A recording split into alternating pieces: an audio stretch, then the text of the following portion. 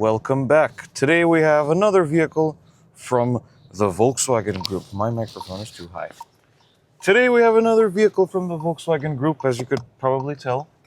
This, ladies and gents, is the Volkswagen Taigo. Currently, Volkswagen's one of the smallest and cheapest Volkswagen models on the market. So if you're watching this video from, say, South America, you might be saying, hold on, that's a Nivus, isn't it? And you'd absolutely be right. This is basically the European version of the Nivus coupe crossover that's sold in South America, like countries like Brazil and things like that.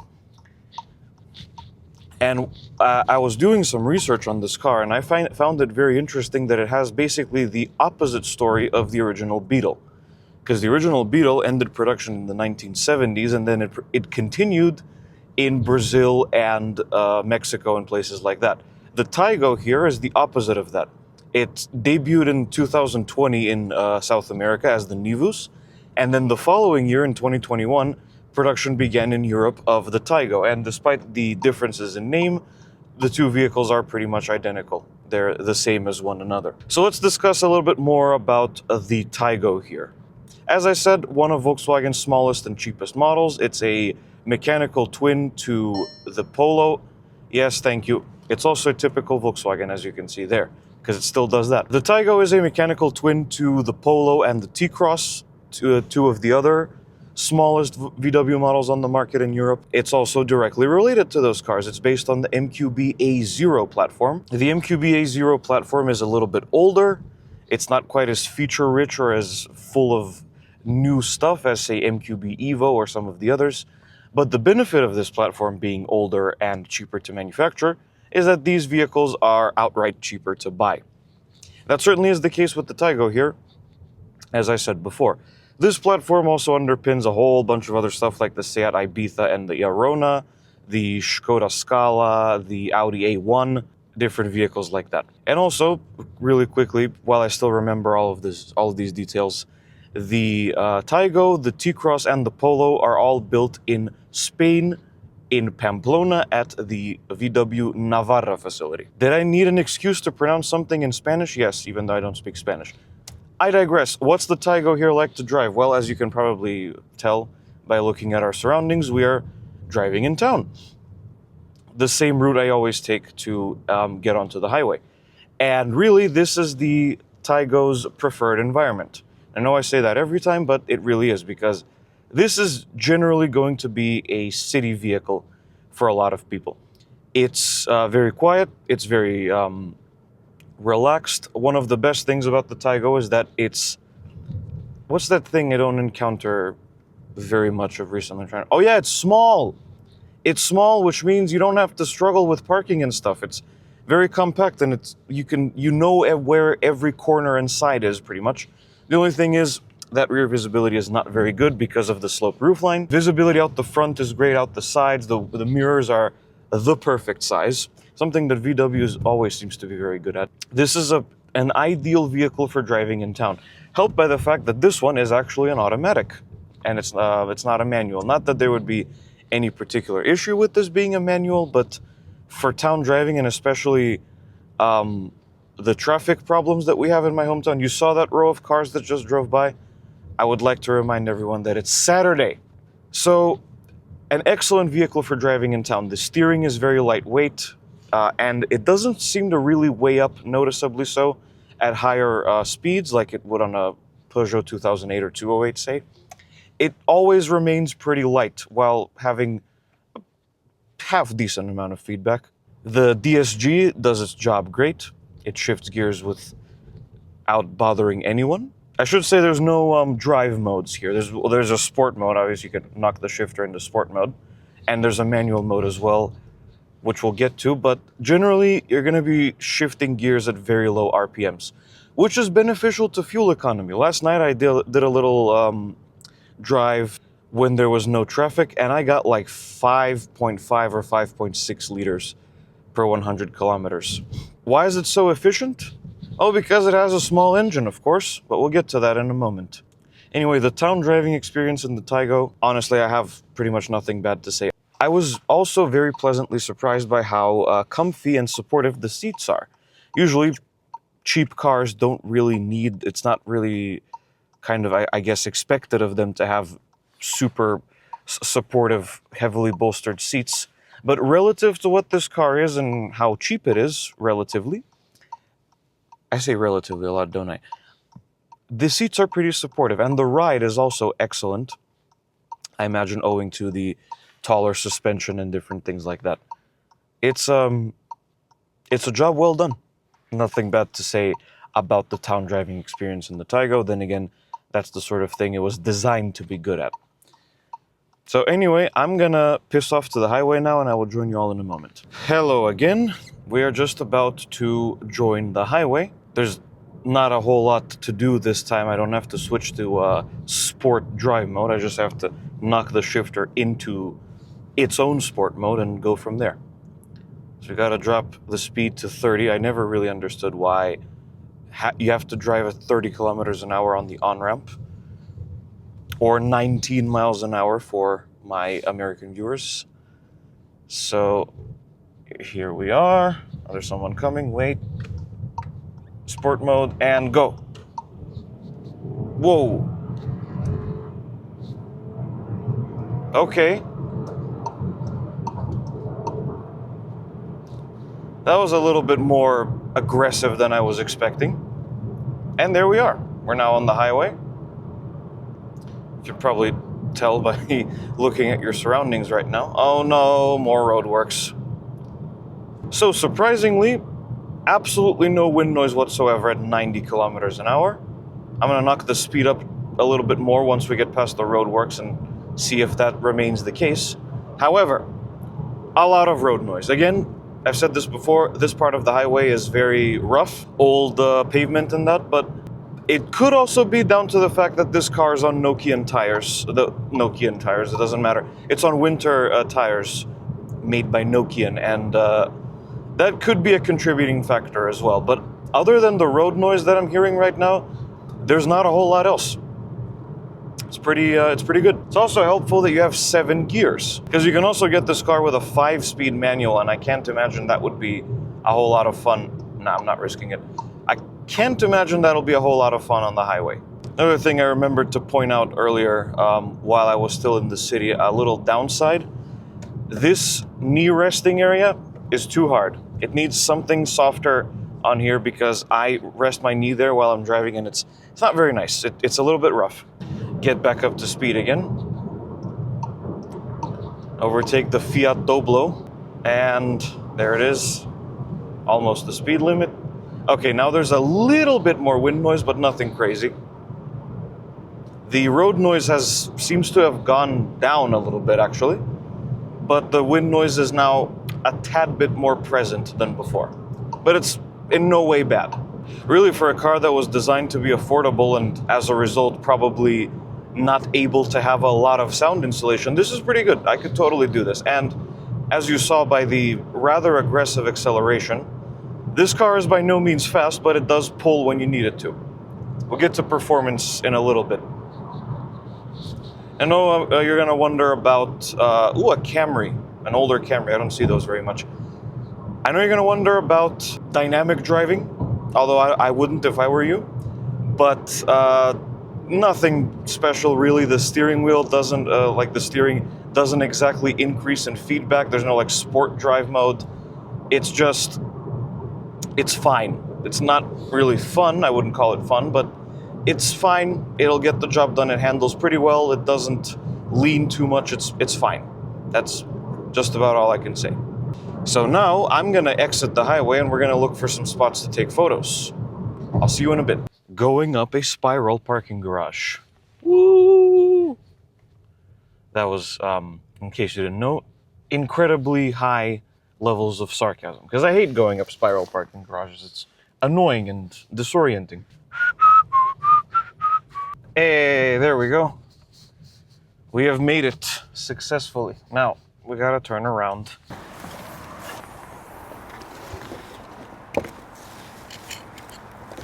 Let's see. Do we have a signal? Yes, we do. Apologies for the echo, but it is, after all, a parking garage. That's all we can do. Yeah, that's good. I don't go here very often, because again, I don't like climbing the spiral parking garages in general, but for a vehicle like this, an urban type of vehicle, it works perfectly. The taillights are a bit dusty, but that's okay, we can mess with that in post-processing. Jump over really quick.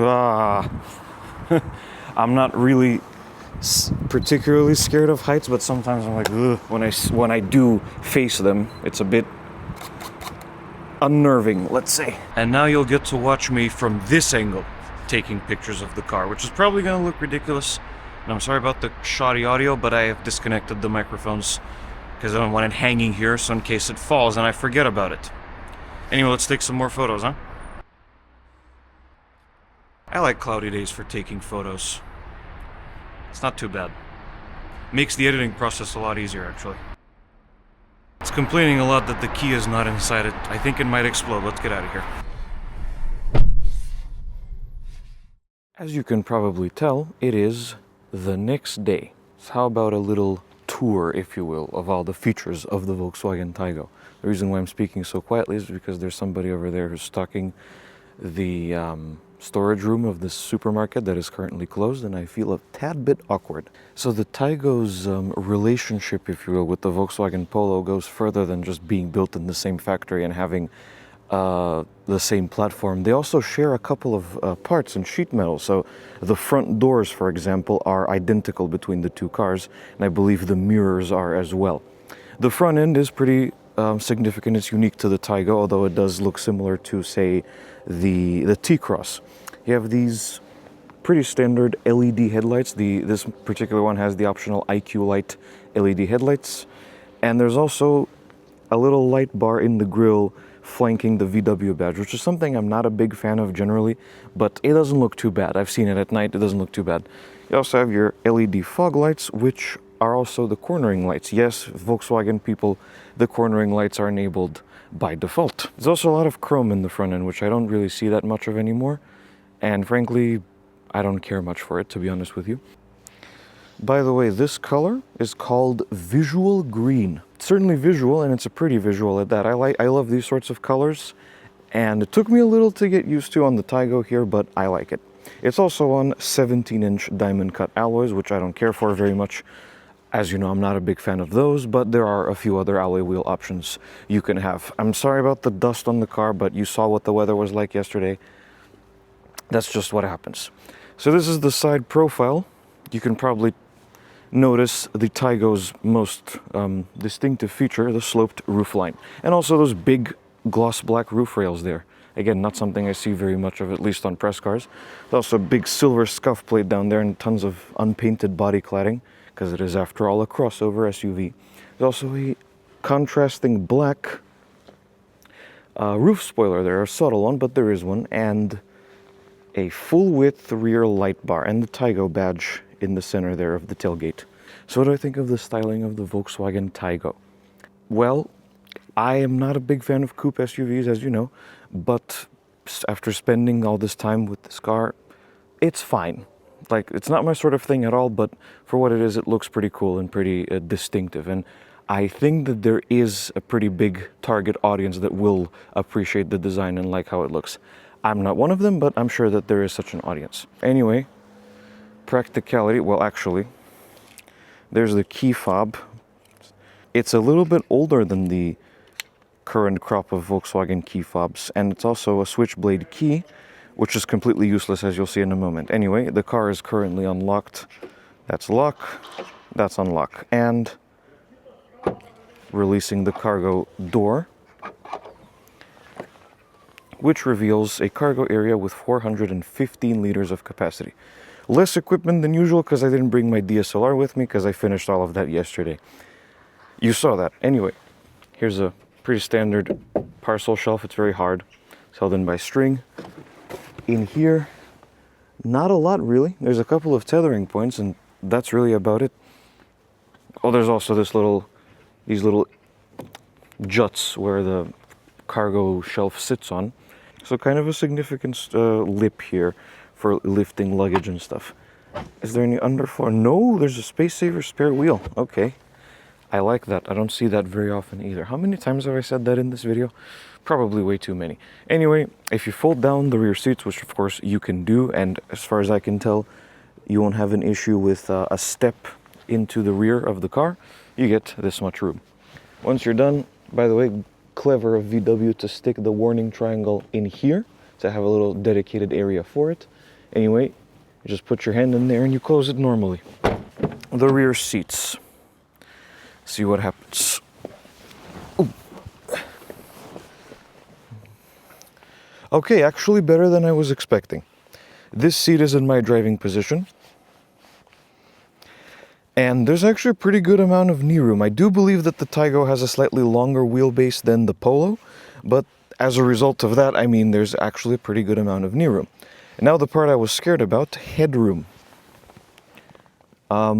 Yeah, that's fine too. If you're taller than me, you might have to crouch just a little bit like that, but otherwise the headroom, if I sit up straight, yeah, that's fine, totally doable. I was actually not expecting that. I was skeptical about this car because you're not dealing with a lot of space anyway, so it might be a silly idea to just add a coupe roofline on that, but actually Volkswagen made it work, and that's pretty cool. You also get some storage in your rear door pockets, your window switch, your completely hard plastic door panel, no soft touch materials there, and that's it. And 2 USB-C ports in the back, which I believe are optional, and some storage in the front seats as well, but that's really about it, unless you count the overhead lighting controls. So not too bad for the rear seat here. The middle seat, I see. Okay, this is gonna be tough. There's a transmission tunnel here, which I don't know why, because this platform literally cannot handle all-wheel drive. Let me recline the seat just a little bit forwards. So I do believe they're in about the same position. Yeah, they are about the same. Well, I mean, you could do the middle seat for like really short journeys and stuff, but I wouldn't recommend it simply because there's nowhere to put your feet. And I don't understand what's with the transmission tunnel, because you cannot get any of this car or any of its platform siblings. That was my phone. Any of its platform siblings with all-wheel drive for that matter. So how about the front then? Really quickly, there's a Volkswagen word mark etched into this pillar. Volkswagen's been doing this a lot recently, and I don't understand why. It's a little bit odd. But anyway, just quickly wanted to mention, you don't need this because there's keyless entry. There you go. Tap that little area, locks the doors, folds in the mirrors, power folding mirrors as well.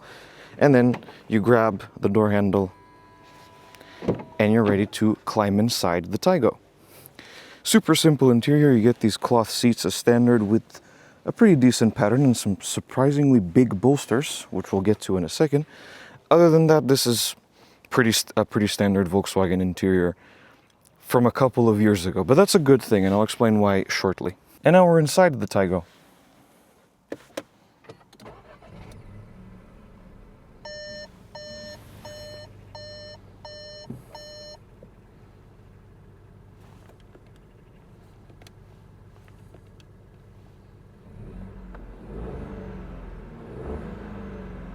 First thing that greets you in the Taigo is this standard fare Volkswagen steering wheel.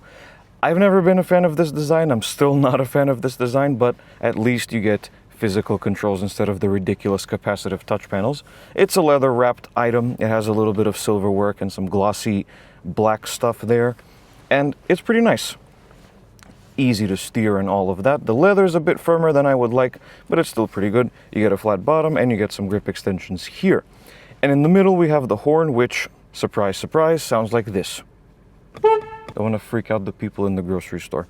This particular Taigo comes standard it doesn't come standard, rather, it just comes with a 7-speed DSG dual clutch automatic transmission controlled through an old-fashioned mechanical selector. For all the VW people watching, yes, this is the new generation of shift knob with the light-up pattern.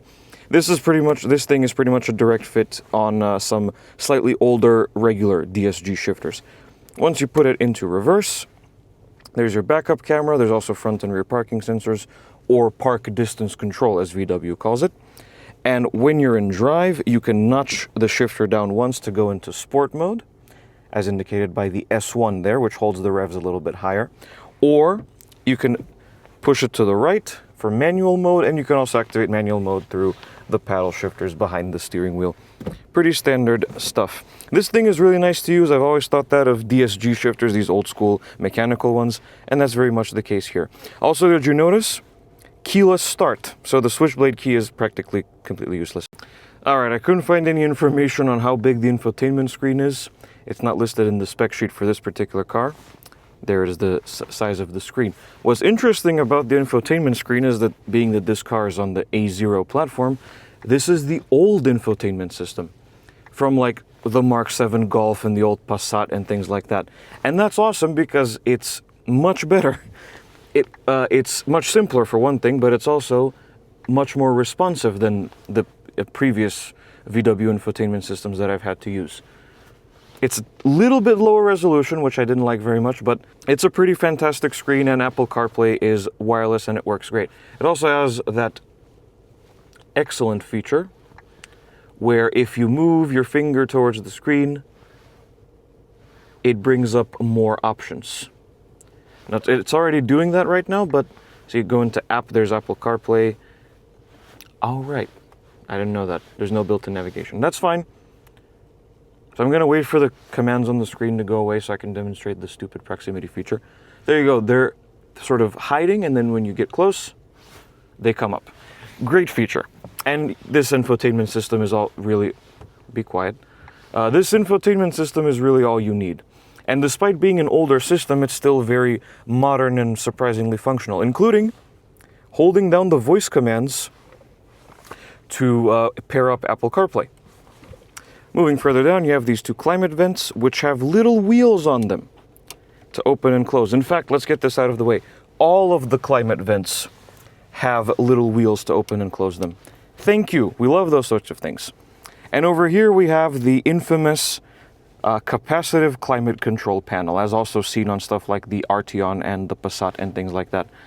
Actually, not the Passat, just the Arteon from my memory. But I thought I was going to hate this thing, and listen, some type of feedback would be excellent, but it doesn't have any. But generally, the options, these little sliders here, they're pretty definitive. It's pretty difficult to mess up. There's also little fun things about it, like the relay click when you hit the rear defrost. I don't know if you heard that. Anyway, simple options: max front defrost, rear defrost, air conditioning, recirculating air there, sync, temperatures, menu, which just takes you to, well, the same thing but inside the infotainment system to make your life a bit more annoying. And you have the zones there. You just keep tapping on that and they will change. And there's also automatic mode as well. The shifter that you saw, the starter button, a little card storage area for some reason, auto start stop off, very important, and parking sensors. And over here is a manual parking brake and a cigarette lighter, because this one is equipped with the smoker's package. Of course, smoking is not allowed in the press cars, but I digress. You can have a smoker's package if you want. Cup holders, and that's about it for the center control stack. So let's move on to what's in front of the driver. At the moment, it's the tachometer. There's a fuel gauge on that side, and there's a temperature gauge on that side. To change what's shown in the middle, because only this is a screen, at least on this model, there is a bigger screen available. You press the view button.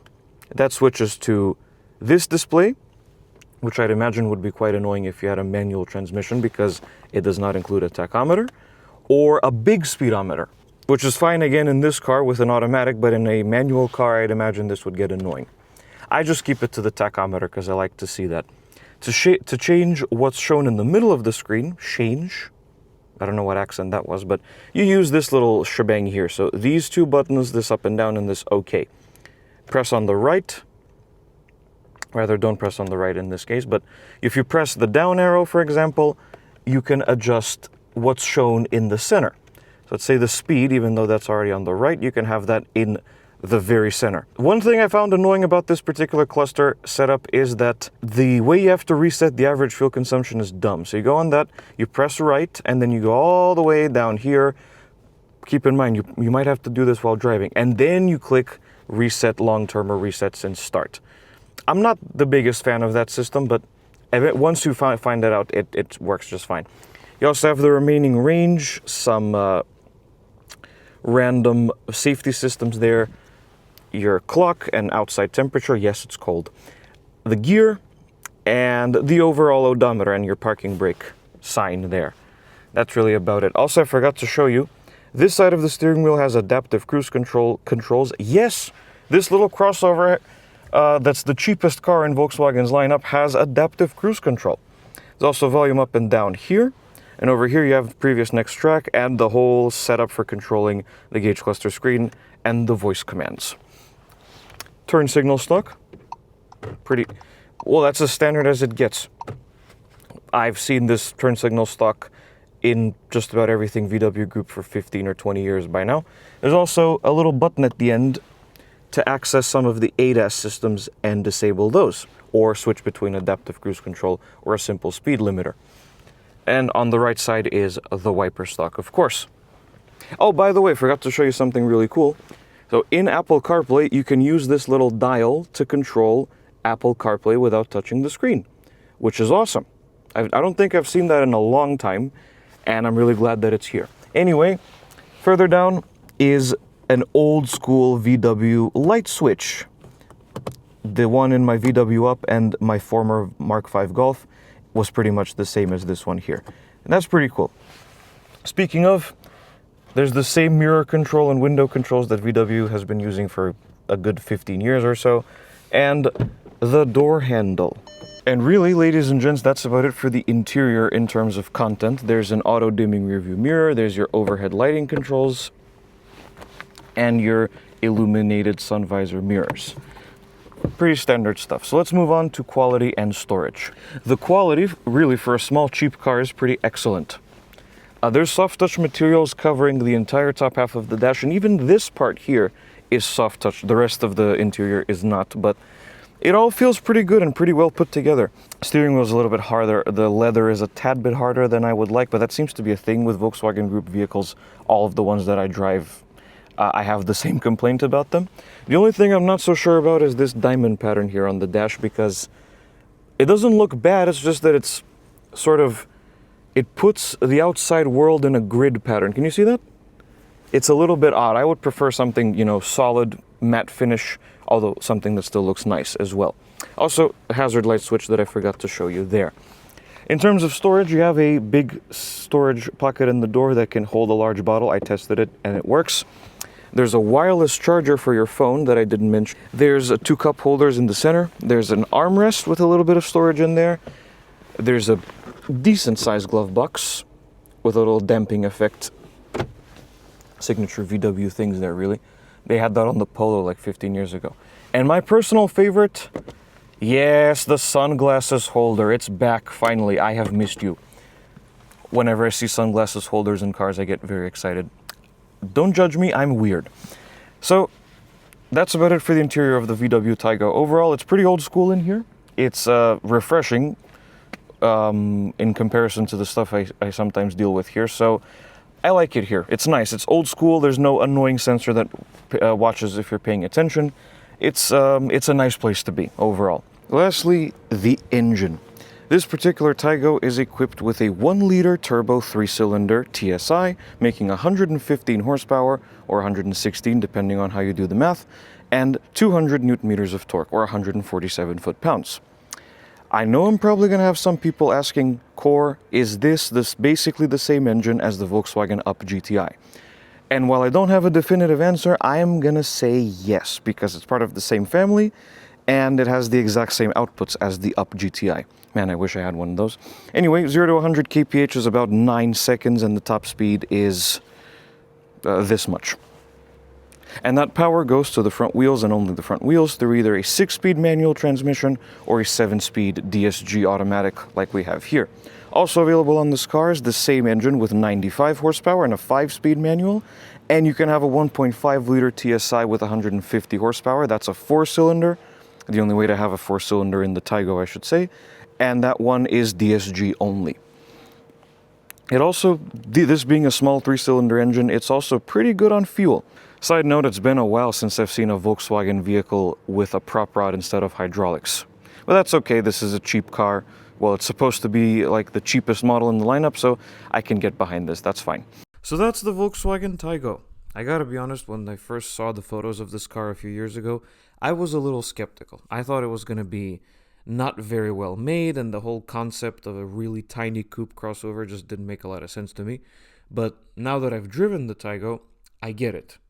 It's well made, it's practical, it's pretty cool looking for what it is, and it has this slightly older Volkswagen feel of quality about it that we don't really see anymore, and the same applies to the ergonomics as well. My skepticism turned out to be wrong, and the Volkswagen Taigo is actually a pretty cool little thing. So it stands to reason that it gets a score of 8.5 out of 10. Thank you everyone for watching this video. If you liked it, be sure to hit like and subscribe to the channel. Also follow me on social media. There will be a link in the description as always. And be sure to follow along with the community tab for updates on upcoming videos. And I will see you guys in the next video. Goodbye.